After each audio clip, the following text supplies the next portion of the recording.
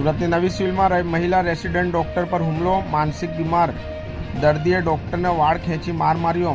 મેથી પાક આપીને દર્દીને પોલીસને સોંપ્યો. સુરત નવી સિવિલ હોસ્પિટલમાં માનસિક બીમાર દર્દીને મહિલા રેસિડેન્ટ તબીબે વાળ પકડીને માર મારતા હોબાળો થયો હતો. ભારે હંગામા હોસ્પિટલના ડોક્ટર સહિત સ્ટાફે દર્દીને મેથી પાક આપ્યા બાદ ખટોદરા પોલીસને સોંપ્યો હતો. આજે હમણાં રાત્રે લગભગ આશરે 10 વાગે એક સાયકેટ્રિક પેશન્ટ આવ્યું હતું. એને માથામાં ઈજા હતી. 108માં લિંબાયત પોલીસ સ્ટેશન તરફથી મોકલવામાં આવ્યું હતું અને એ એમની સાથે એની માતા હતી. અને એ સાયકેટ્રિક પેશન્ટ હોવાને કારણે મારતો હતો. એ દરમિયાન આંખ વિભાગની એક રેસિડેન્ટ બીજા અન્ય પેશન્ટને ચેક કરવા માટે આવેલ.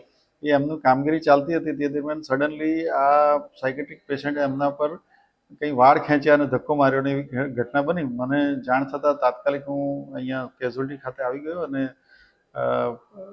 ખટોદરા પોલીસ સ્ટેશનમાં જાણ કરતાં પીએસઆઈ અને એમનો સ્ટાફ પણ આવી ગયો અને અહીંયા અમારા સિક્યુરિટી ઓફિસરને બધા હાજર છે અને અત્યારે ફરિયાદ લેવાની કામગીરી ચાલુ રહી છે. સર, ભવિષ્યમાં આવી ઘટના ન બને તેના માટે શું તકેદારી?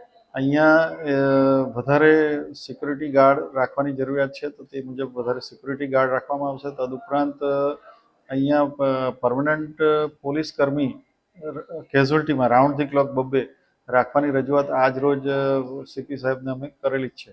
મેં અને સુપ્રિન્ટેન્ડન્ટ મેડમ સાથે રહી.